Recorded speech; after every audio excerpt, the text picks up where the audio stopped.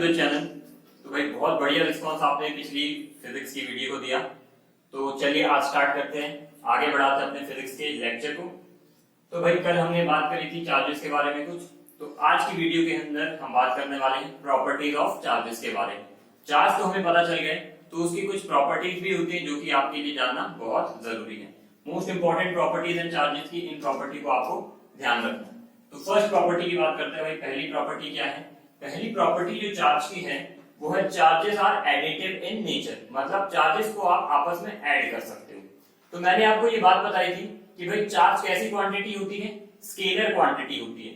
और आप ये बात जानते होंगे भाई स्केलर क्वांटिटी को ऐड करने का क्या तरीका है। आप सिंपली जैसे मैथ्स के अंदर एल्जेब्रिक इक्वेशन को सॉल्व करते हो, एल्जेब्रा करते हो, उसी प्रकार से आप एल्जेब्रिक एडिशन कर सकते हो। किसका?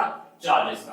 तो मान लो मेरे पास एक कोई बॉडी है, ये मेरे पास एक बॉडी है, मैंने इसके अंदर कुछ चार्जेस डाल दिए। एक चार्ज मैंने 2 कूलम का डाला, इसके ऊपर मैंने -3 कूलम का चार्ज डाल दिया, और मैंने इसके ऊपर चार्ज डाल दिया 4 कूलम का। और आपसे पूछा गया भाई नेट चार्ज इस बॉडी के ऊपर कितना हो जाएगा, तो हम किस तरीके से इसका पता लगा सकते हैं? अगर मेरे को नेट चार्ज इस बॉडी के ऊपर फाइंड आउट करना है तो मैं क्या करूंगा, जितने भी चार्ज इस बॉडी के ऊपर प्रेजेंट है उसका क्या कर लेंगे, एल्जेब्रिक सम कर लेंगे। तो एल्जेब्रिक सम करना सभी को आता होगा भाई। नेट चार्ज पूछ लिया गया भाई बॉडी के ऊपर कितना, तो नेट चार्ज अगर हमसे बोला गया निकालने के लिए तो हम इजीली फाइंड आउट कर सकते हैं कितना। एक चार्ज है 2 कूलम का, एक चार्ज है -3 कूलम का, और एक चार्ज है कितना, 4 कूलम का। तो कुल मिलाकर चार्ज कितना हो गया यहाँ पर? अगर पॉजिटिव वालों को लेने तो 4 और 2 6, 6 और 3, 6 कूलम का चार्ज पॉजिटिव, 3 कूलम का चार्ज नेगेटिव। कुल मिलाकर जो आपका चार्ज आया वो कितना है? 3 कूलम का चार्ज इस बॉडी के ऊपर हो गया। तो इस बॉडी के ऊपर जो नेट चार्ज होगा वो कितना होगा? 3 कूलम का। तो इससे हमें ये चीज पता चली भाई charges are additive in nature. Charge को आप आसानी से जैसे न्यूमेरिकल्स ऐड करते हो उसी हिसाब से आप चार्जेस को भी ऐड कर सकते हो। तो भाई पहली प्रॉपर्टी है आपकी charges are additive, charges are additive in nature. Charge जो है वो क्या है? एडिटिव है नेचर के अंदर। तो पहली प्रॉपर्टी सभी को क्लियर हो गई। तो भाई किस तरीके से लैंग्वेज में लिखेंगे इस प्रॉपर्टी को, तो हम जानते हैं since charge is a scalar quantity. Charge कैसी क्वांटिटी है? Scalar quantity. Since charge is a scalar quantity, so since charge is a scalar quantity, so the net charge over a body is given by the algebraic sum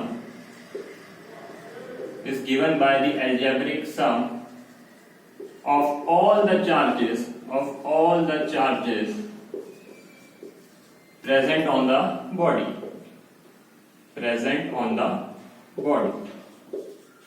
तो कोई भी body अगर आपके पास आ जाए और आपसे पूछा गया भाई नेट चार्ज इस बॉडी के ऊपर निकालो, तो आप इजीली निकाल सकते हो। कैसे? जितने भी चार्जेस उसके ऊपर प्रेजेंट है सबको क्या कर दो, ऐड कर दो। सिंपल एल्जेब्रिक रूल आपको लगाना है, जैसे आप छोटी क्लासेस से मैथ सीखते आए। एक फटाफट छोटा सा एग्जांपल और देख लेते हैं।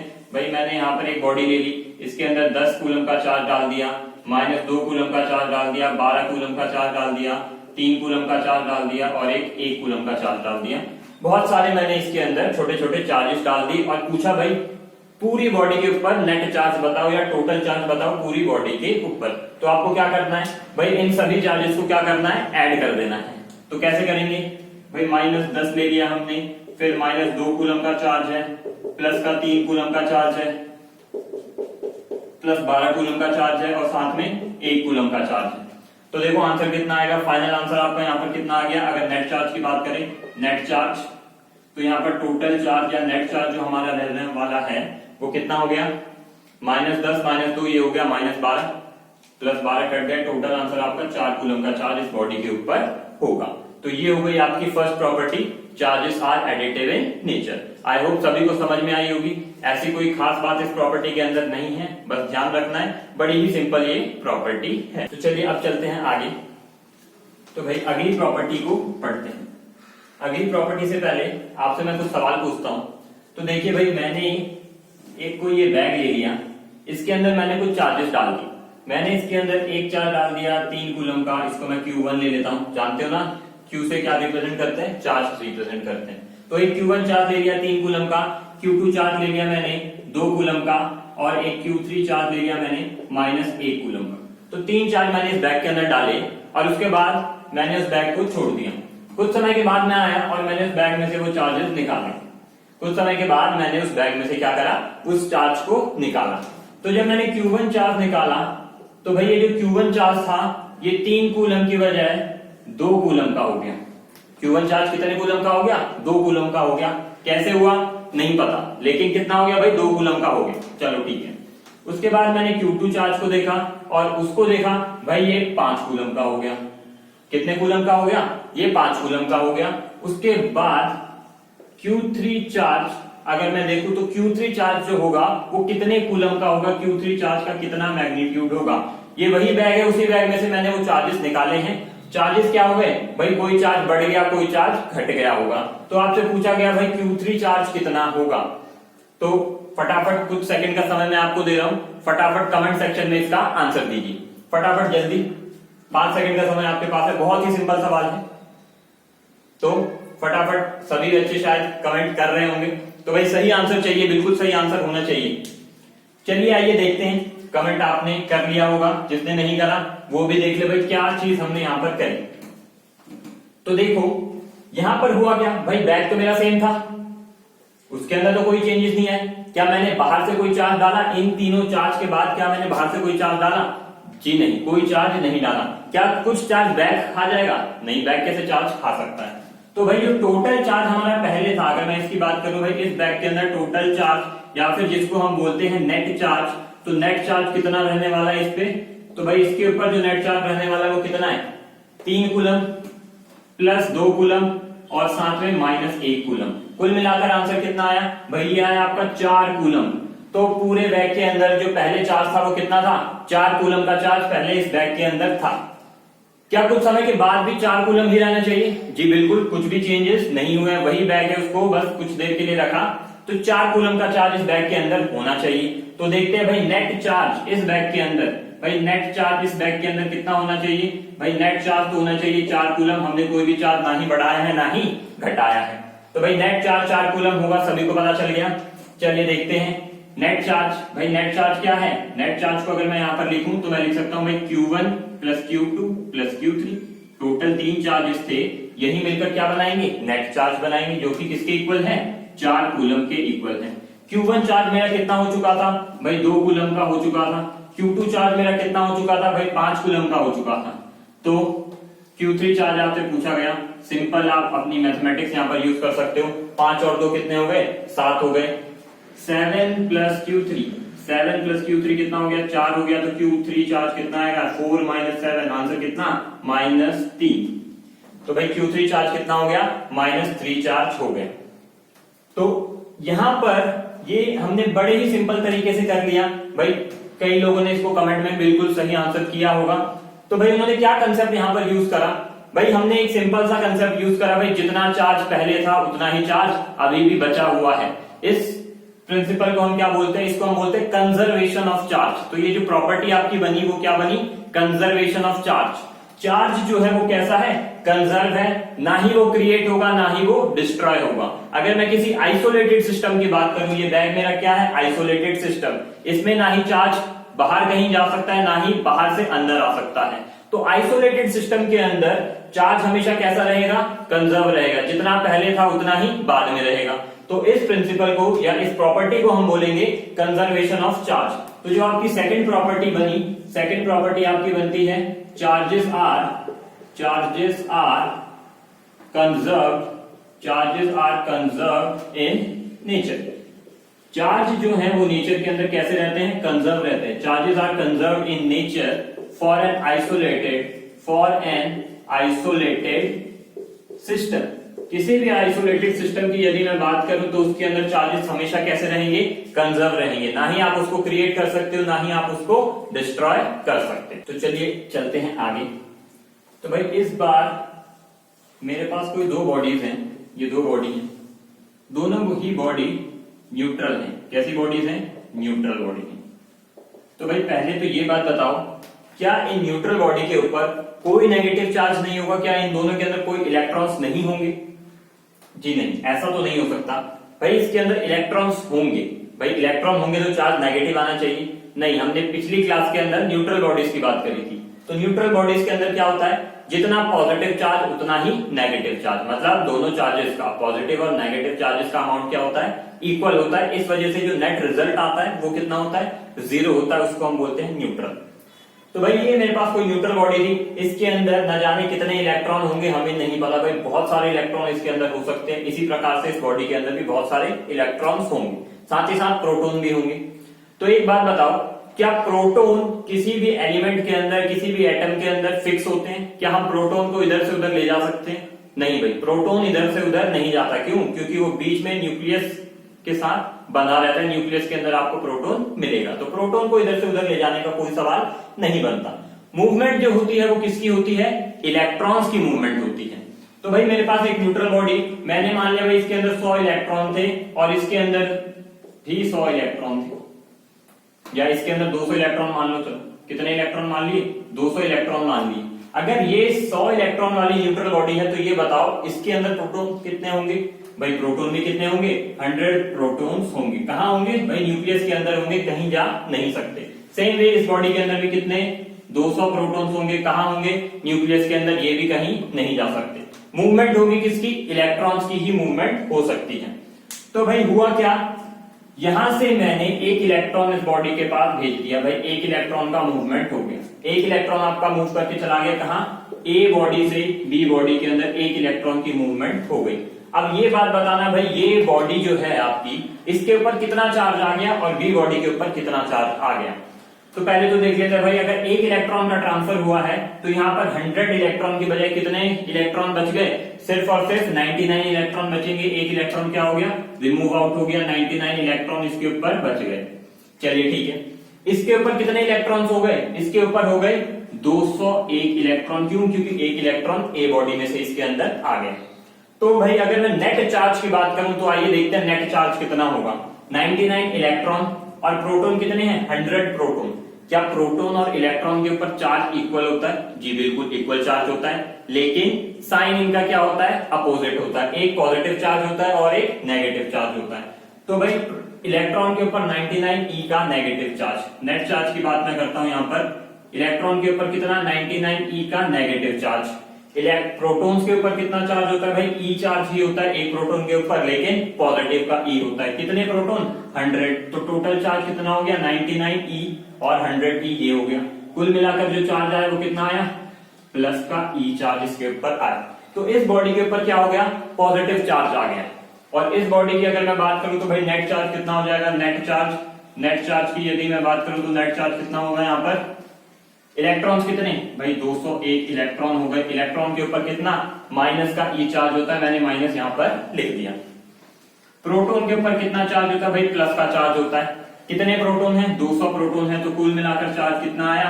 कुल मिलाकर चार्ज आया माइनस का ई चार्ज। इसके ऊपर प्लस ई चार्ज आ गया और इसके ऊपर माइनस का ई चार्ज आ गया। यहाँ पर हमारी वो वाली प्रॉपर्टी क्या होती है? सेटिस्फाई, जो अभी हमने पढ़ी थी, कौन सी? Conservation of charge. देखो चार्ज क्या है? कंजर्व है। एक पे प्लस आया तो दूसरे पर कैसा आया? माइनस। नेट चार्ज अभी भी क्या है? सेम ही है, इक्वल ही है। कोई नेट चार्ज के अंदर कोई भी फर्क नहीं आया। अगर आप पहले की बात करो तो भाई दोनों बॉडी न्यूट्रल, दोनों पे चार्ज कितना? 0। अब अगर बात करो तो भाई एक बॉडी पे प्लस चार्ज, दूसरी बॉडी पे माइनस चार्ज, लेकिन दोनों का सम कितना? 0। यानी कि चार्ज क्या है? कंजर्व है। अभी भी चार्ज आपका क्या है? कंजर्व है। अब देखो एक बात आई भाई, एक इलेक्ट्रॉन का मैंने ट्रांसफर यहां पर कर दिया। क्या मैं एक से ज्यादा का इलेक्ट्रॉन का ट्रांसफर भी कर सकता हूं? जी बिल्कुल, आप 2 इलेक्ट्रॉन का ट्रांसफर कर दो, आप 100 इलेक्ट्रॉन का ट्रांसफर कर दो। जी बिल्कुल कर सकते हैं। क्या मैं यहाँ पर 1.5 इलेक्ट्रॉन ट्रांसफर कर सकता हूं? भाई 1.5 इलेक्ट्रॉन ट्रांसफर कर दो। ए से बी में 1.5 इलेक्ट्रॉन दे दो। भाई ऐसा नहीं हो सकता। इलेक्ट्रॉन आधा कैसे करोगे? आपके इलेक्ट्रॉन को काटोगे? नहीं। तो भाई electron 1.5 electron, 2.5 electron, 3.5 electron, 4.25 electron, इस तरीके से इलेक्ट्रॉन का ट्रांसफर कभी नहीं होता। हाँ, कितने इलेक्ट्रॉन का ट्रांसफर कर सकते हो भाई? आप 1 इलेक्ट्रॉन का ट्रांसफर कर सकते हो, आप 10 इलेक्ट्रॉन का ट्रांसफर कर सकते हो, आप 500 इलेक्ट्रॉन का ट्रांसफर कर सकते हो। तो यहां पर हम कितने इलेक्ट्रॉन्स का ट्रांसफर कर सकते हैं? भाई हम यहां किसी भी नंबर के इलेक्ट्रॉन का ट्रांसफर कर सकते हैं, लेकिन वो फ्रैक्शन के अंदर नहीं होना चाहिए। वो क्या होना चाहिए? वो इंटीजर होना चाहिए। तो भाई यहां पर एक बात क्लियर होती है हमें कि भाई कभी भी इलेक्ट्रॉन का ट्रांसफर होगा तो वो हमेशा कैसे होगा? भाई वो Ne की फॉर्म में होगा। E क्या है? नंबर ऑफ इलेक्ट्रॉन, और N क्या है? N आपका कोई भी इंटीजर है, N की वैल्यू कुछ भी हो सकती है, N इज इंटीजर। तो ये जो आपकी प्रॉपर्टी बनी, इसको हम बोलते हैं क्वांटाइजेशन ऑफ चार्ज। इस प्रॉपर्टी को क्या बोलते हैं? Quantization of charge. भाई चार्ज कभी भी अगर ट्रांसफर होगा तो वो किसके इंटीग्रल मल्टीपल पे ट्रांसफर होगा? E के इंटीग्रल मल्टीपल पे ट्रांसफर होगा। मतलब आप इंटीजर नंबर ऑफ इलेक्ट्रॉन का ट्रांसफर कर सकते हो। आप 1 इलेक्ट्रॉन, 10 इलेक्ट्रॉन, 20 इलेक्ट्रॉन का ट्रांसफर तो कर सकते हो, लेकिन 2.5, 3.5 इलेक्ट्रॉन इस तरीके से ट्रांसफर कभी नहीं होगा। तो चलिए एक बात लिख लेते हैं कि भाई प्रिंसिपल ऑफ क्वांटाइजेशन या फिर क्वांटाइजेशन प्रॉपर्टी क्या कहती है। तो भाई ये प्रॉपर्टी कहती है the charge over a body is always the charge over a body. किसी भी बॉडी के ऊपर जो चार्ज रहेगा वो हमेशा किस तरीके से रहेगा देखते हैं। The charge over a body is always an integral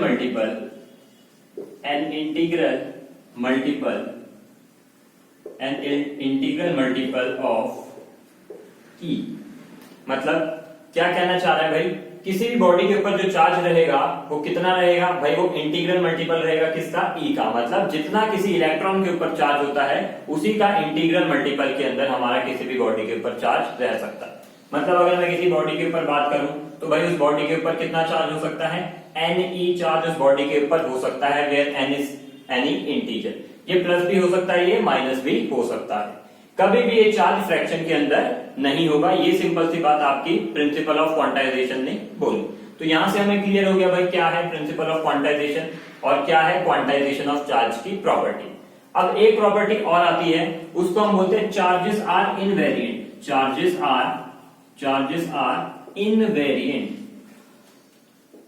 are invariant. भाई इसका मतलब क्या है? तो देखिए हम किसी भी बॉडी की अगर बात करें तो उस बॉडी के पास दो इंट्रिंसिक प्रॉपर्टी होती है। मतलब दो उसकी खुद की ऐसी प्रॉपर्टी है जिस पर कोई संदेह नहीं किया जा सकता। एक है भाई चार्ज और दूसरी है उसका मास।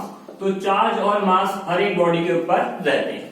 ऐसी कोई बॉडी नहीं जिसके ऊपर चार्ज ना हो या मास ना हो। तो हर एक बॉडी का कुछ ना कुछ चार्ज और कुछ ना कुछ मास होगा। जहां चार्ज होगा वहां मास भी होगा। तो भाई ये दो इंट्रिंसिक प्रॉपर्टी किसी भी बॉडी की होती है। तो चलिए अब बात करते हैं भाई क्या ये इनवेरिएंट वाली प्रॉपर्टी है वो क्या कहती है। तो अगर मैं पहले मास की बात कर लेता हूं, भाई मास के अंदर क्या चीज है? मास जो है आपका, हमने ये बात पढ़ी है कि मास इज कांस्टेंट। बचपन से पढ़ते आए भाई, क्लास 9 के अंदर भी हमने पढ़ा था भाई मास हमेशा क्या रहता है? कांस्टेंट रहता है। वेट आपका वेरी करता है। लेकिन अब मैं आपको बता दूं भाई मास भी आपका वेरी कर सकता है। भाई मास कैसे वेरी कर सकता है? आज तक तो हम कुछ और ही पढ़ते आए थे। तो भाई अब 12th क्लास के अंदर आगे थोड़ी सी नॉलेज एक्स्ट्रा भी गेन कर लो। तो चलिए अब बात कर लेते हैं क्या है इनवेरिएंट, क्या है वेरिएंट। तो एक बार मास की हम बात करते हैं। भाई मास जो आपकी क्वांटिटी है इसको हम बोलते हैं mass is a variant quantity. ये वेरी कर जाती है वेलोसिटी के साथ साथ। भाई कैसे? तो देखो यहाँ पर मैं आपके लिए यहाँ पर फॉर्मूला लिख रहा हूँ। Mass is equal to m0 √1 - v² upon c²। ये एक्चुअल फॉर्मूला है किसी भी बॉडी के मास के लिए। वेयर m0 क्या है? भाई इसको हम बोलते हैं रेस्ट मास। रेस्ट मास मतलब आप समझ गए होंगे, कोई बॉडी अगर रेस्ट पर है तो उसका कितना मास है उसको हम बोलेंगे क्या? Rest mass. उसके बाद बात करते हैं भाई v क्या चीज है? ये है velocity of the body. Velocity of the body, ये बॉडी की वेलोसिटी है। और c आप सभी जानते हैं क्या है? Speed of light. Speed of light, इसकी वैल्यू तो जानते हैं ना सभी, कितनी वैल्यू होती है इसकी? भाई बहुत ज्यादा वैल्यू होती है। ये लिख देता हूं मैं यहाँ पर 3 × 10⁸ मीटर पर सेकेंड इसकी वैल्यू होती है। तो चलिए देखते हैं भाई नॉर्मल लाइफ के अंदर जब हम बात करते हैं किसी बॉडी की तो हमने बोला भाई मास चेंज नहीं हो सकता। क्यों नहीं होता? तो देखो किसी भी बॉडी की ज्यादा से ज्यादा वेलोसिटी कितनी हो जाएगी? 10 मीटर पर सेकेंड, 20 मीटर पर सेकेंड, इससे ज्यादा जाएगी? चलिए मैं आपके लिए यहाँ पर लिख देता हूं भाई 100 मीटर पर सेकेंड किसी बॉडी की वेलोसिटी चली गई। कितनी चली गई? 100। मैंने बहुत ज्यादा वैल्यू लिख ली, 100 तो जाएगी नहीं, लेकिन फिर भी आपके लिए मैं लिख देता हूं। तो यहां पर देखिए आप, अगर मैं 100 को इतने बड़े नंबर से डिवाइड करूं तो ये वैल्यू कितनी हो जाएगी? क्या ये 0 के पास जाएगी? नहीं जाएगी। 100 एक छोटा सा नंबर, उसको इतने बड़े नंबर से मैंने क्या कर दिया, डिवाइड कर दिया, तो वैल्यू कितनी जाएगी भाई, ये पूरा फैक्टर क्या हो गया। 11th के अंदर पढ़ी है ना, टीचर ने पढ़ाई होगी आपको, तो सभी बच्चे जानते हैं भाई ये जो वैल्यू है ये कितनी हो जाएगी, ये नियर अबाउट 0 हो जाएगी। और अगर 1 में से मैं कुछ माइनस कर देता हूं, 1 में से अगर मैं 0 पॉइंट कुछ वैल्यू अगर मैं माइनस भी कर दूं, तो क्या ये फैक्टर बदलेगा भाई, बहुत छोटी वैल्यू। 1 में से मैंने एक बहुत ही छोटी वैल्यू माइनस कर दी, तो क्या आंसर 1 ही आएगा, बिल्कुल। तो भाई मास कितना हो गया, रेस्ट मास और किसी बॉडी का मास,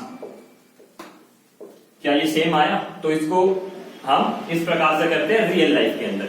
लेकिन जब मैं बात करता हूं भाई इलेक्ट्रॉन की, तो इलेक्ट्रॉन की जब मैं बात करूं, तो इलेक्ट्रॉन के अंदर क्या केस है, देखो इलेक्ट्रॉन आपकी बहुत ज्यादा वेलोसिटी एक्वायर कर सकता है। अगर छोटे से इलेक्ट्रॉन की मैं बात करूं, भाई एक इलेक्ट्रॉन होता है बहुत ही छोटे साइज का, जिसको हम बोलते हैं भाई मास कितना होता है इलेक्ट्रॉन का, 9.1 इंटू 10 की पावर -31 केजी, इतना हल्का इलेक्ट्रॉन है। अगर इसमें मैं थोड़ी सी फोर्स भी लगा दूं, अगर मैं इसको एक झापड़ भी मार दूं, कहां चले जाएगा, इतना छोटा सा इलेक्ट्रॉन, इतने कम मास का, इतना हैवी एक्सेलरेशन इसके अंदर आ जाएगा। अगर आप 1 न्यूटन का फोर्स भी लगाते हो, तो सोचो एक्सेलरेशन कितना ज्यादा हो जाएगा।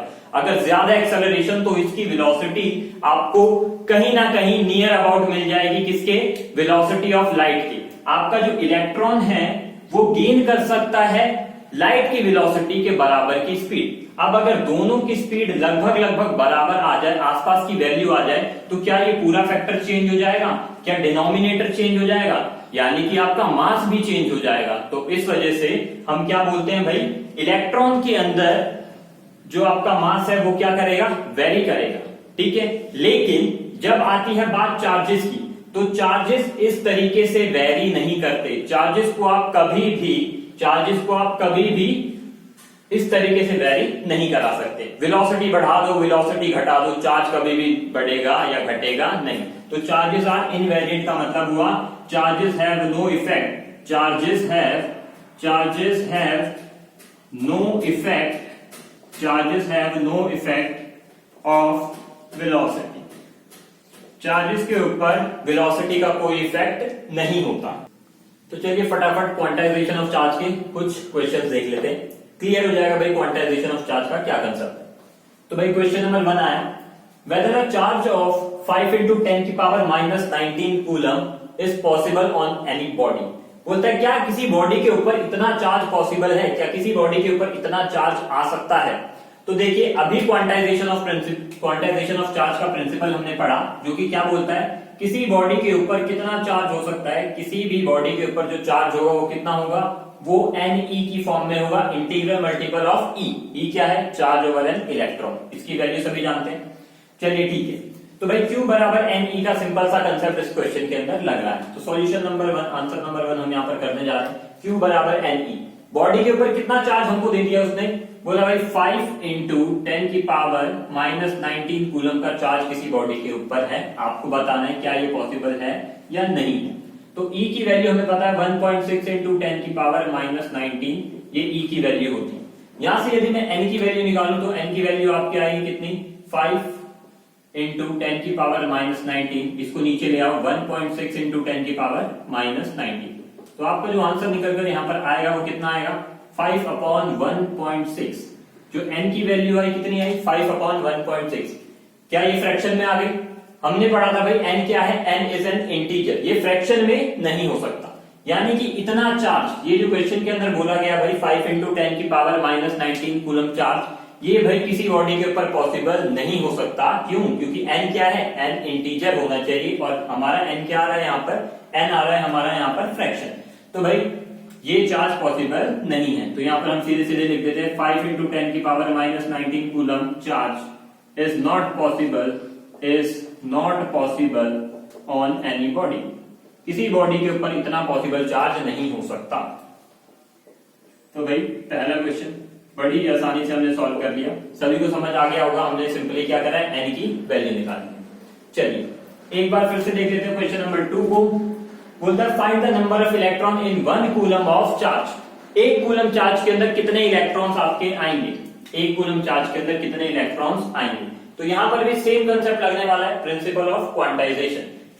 हमें पता है भाई चार्ज कैसा है, चार्ज हमेशा क्वांटाइज होता है, यानी कि Q बराबर Ne, ये सच्चाई है।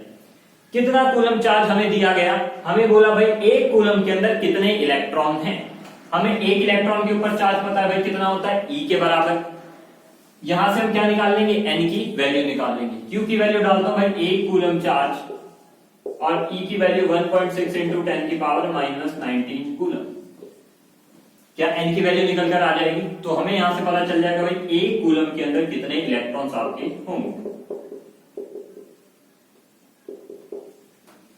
तो यहां से आपकी N की वैल्यू आ जाएगी और इसको सॉल्व करके आपको आंसर इसका लिखना है कमेंट बॉक्स के अंदर। सिंपली इसको सॉल्व कर लेंगे और आंसर कहां लिखेंगे, कमेंट बॉक्स के अंदर। थोड़ा सिंपलीफाई कर दिया जाता है आपके लिए, तो इसको सिंपलीफाई करके आपको आंसर कमेंट बॉक्स के अंदर लिखना है। ये आपकी N की वैल्यू आ गई, नंबर ऑफ इलेक्ट्रॉन्स कि कितने इलेक्ट्रॉन्स आपके एक कूलम चार्ज के अंदर होंगे।